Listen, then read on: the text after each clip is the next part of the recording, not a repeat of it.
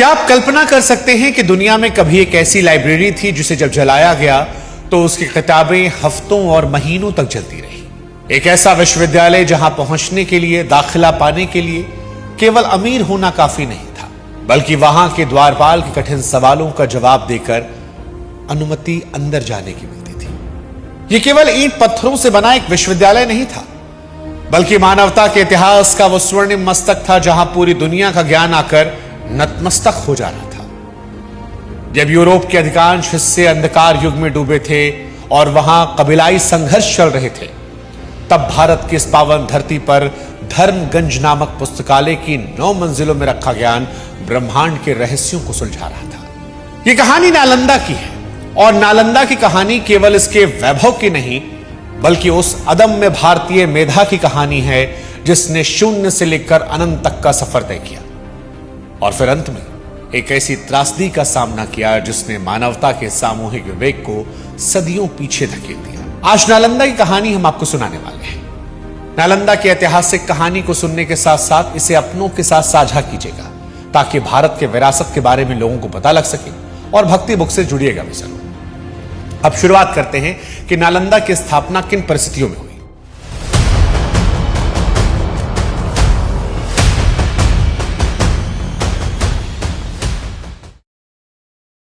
तो देखिए, नालंदा की शुरुआती कहानी किसी चमत्कार से कम नहीं लगती। यह इलाका बहुत पुराने समय से ही पवित्र माना जाता था, क्योंकि यहां भगवान बुद्ध और भगवान महावीर के कदम पड़े थे।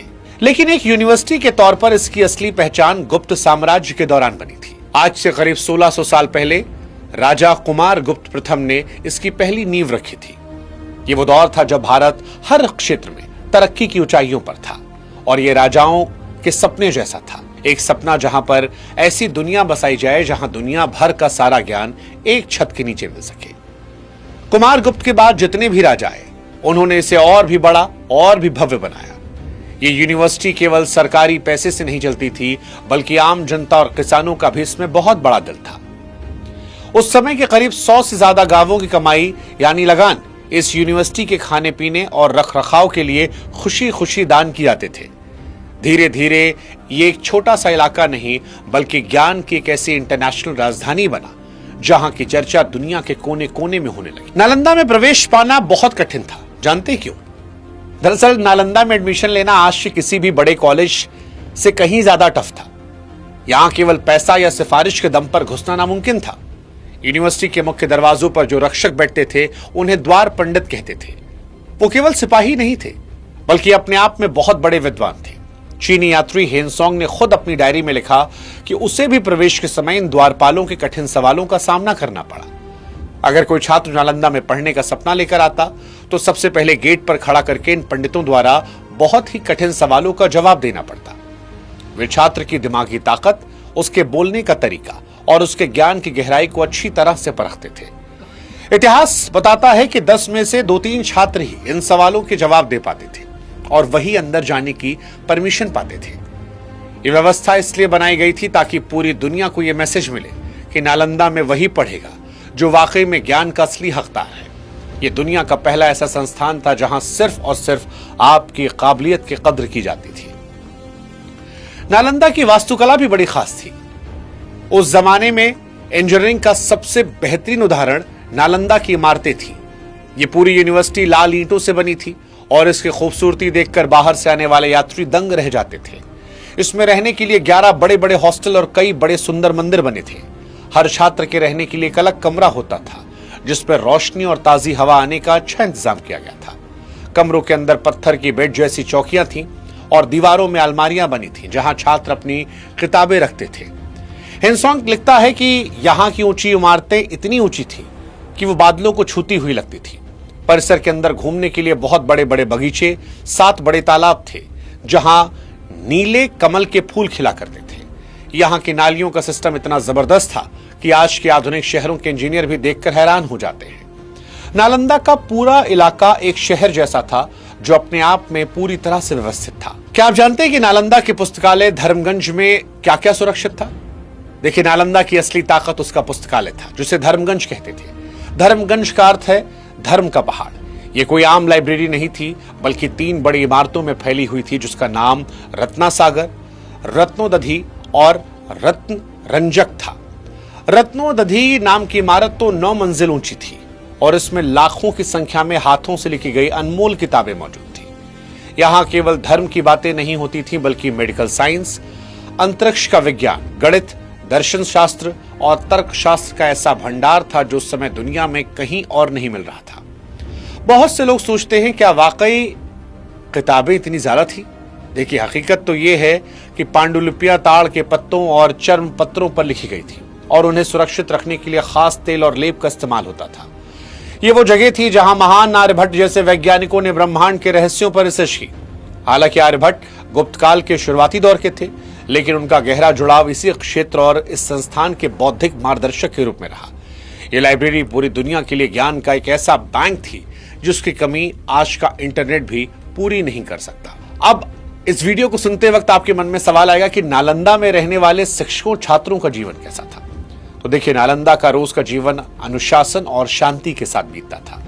सुबह होते ही एक बहुत बड़ा शंख बजाया जाता था, जो इस बात का संकेत था कि पढ़ाई का समय शुरू हो गया है। यहाँ लगभग 10,000 छात्र पढ़ते थे और पढ़ाने के लिए 2,000 से ज्यादा प्रोफेसर या आचार्य थे। टीचर और स्टूडेंट का अनुपात इतना शानदार था कि हर छात्र पर पूरा ध्यान दिया जाता था। यहाँ पढ़ाई का तरीका केवल रटना नहीं, बल्कि आपस में बहस करना था। हर विषय पर घंटों चर्चाएं होती हैं और छात्र को तब तक संतुष्ट नहीं किया जा सकता था जब तक वो अपने लॉजिक से गुरु को मना ना ले। यहाँ की पढ़ाई बिल्कुल मुफ्त थी और छात्रों को किसी बात की चिंता नहीं करनी पड़ती थी। छात्र पूरा दिन पढ़ाई में बिताते और शाम का समय मेडिटेशन और योग करने में लगाते। हिंसोंग ने लिखा कि यहाँ के छात्र इतने सभ्य अनुशासित थे कि सैकड़ों सालों में कभी किसी को डांटने या सजा देने की नौबत नहीं आई। अब आपके मन में सवाल हुआ कि फिर नालंदा का विनाश कैसे हुआ? यहीं से सवाल उठता है, नालंदा के विनाश के पीछे बख्तियार खिलजी की सनक क्या थी? नालंदा के अंत की कहानी सुनकर आप भी शायद कांप जाएंगे। 12वीं सदी के आखिर में तुर्क सेनापति बख्तियार खिलजी ने यहां हमला किया। इतिहास की कहानियों में एक बड़ा मशहूर किस्सा है कि खिलजी एक बार बहुत बीमार पड़ा। उसके अपने हकीम उसे ठीक करने में फेल हो गए। तब उसे नालंदा के एक महान डॉक्टर राहुल श्रीभद्र के बारे में बताया गया। खिलजी घमंडी था, उसने शर्त रखी वो किसी भारतीय की दवा नहीं खाएगा। तब कहा जाता है कि वैद्य जी ने उसे कुरान के पन्नों पर एक खास दवा का लेप लगा कर दिया और कहा कि इसे रोज पढ़िए। पन्ने पलटते समय दवा खिलजी के शरीर में पहुंच गई और वो ठीक हो गया। हालांकि बहुत से आधुनिक इतिहासकार इस कहानी को केवल लोक कथा मानते हैं, लेकिन वे इस कड़वे सच पर सहमत हैं कि खिलजी की जलन और नफरत ने इस महान जगह को खत्म कर दिया। उसने हजारों मासूम भिक्षुओं को मौत के घाट उतारा और उस ज्ञान के मंदिर को राख के ढेर में बदल दिया। क्या नालंदा की आग महीनों तक जली थी? नालंदा की लाइब्रेरी में जब आग लगाई गई तो वो दृश्य इंसानियत के इतिहास का सबसे दुखद दृश्य था। कुछ लोग सवाल करते हैं कि क्या आग वाकई महीनों तक जली होगी। देखिए, उस समय के ऐतिहासिक दस्तावेजों के अनुसार वहां किताबों का इतना विशाल खजाना था और वो ऐसी सामग्री से बनी थी जो धीरे धीरे जलती थी। इसीलिए कहा जाता है कि वो आग 3 महीने से 6 महीने तक लगातार जलती रही। अब आप ये सोचिए कि कितनी मेहनत और कितने सालों के रिसर्च से नालंदा में वो लाखों किताब रखी गई होंगी जिसे खिलजी ने धुएं में उड़ा दिया। वो केवल कागज की राख नहीं थी, बल्कि इंसानी सभ्यता का हजारों सालों का अनुभव और साइंस के वो फॉर्मूले थे जो दुनिया को बदल सकते थे। खिलजी की सेना ने उन कीमती किताबों को केवल आग जलाने के लिए ईंधन की तरह इस्तेमाल किया।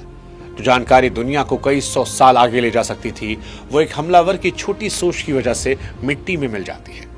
उस आग की जलन आज भी इतिहास से महसूस की जाती है, जो हमें सबक देती है कि अज्ञानता कितनी खतरनाक और कितनी विनाशकारी हो सकती है।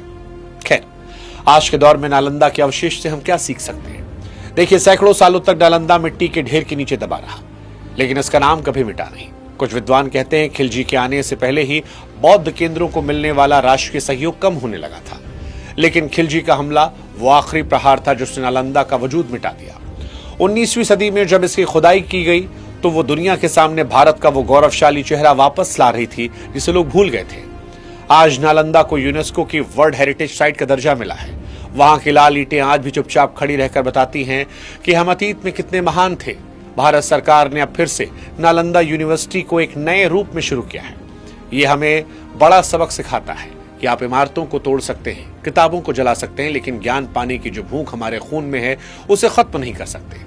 नालंदा आज भी हमारे लिए गर्व की बात है और हमें यह प्रेरणा देती है कि हम फिर से दुनिया को रोशनी दिखाने वाले गुरु बन सकते हैं। ये कहानी भक्ति बुक पर थी। आपके साथ मैं था शुभांकर। कोई और किस्सा, कोई और कहानी सुनना हो तो कमेंट सेक्शन में लिखिएगा। जय भारत, जय नालंदा।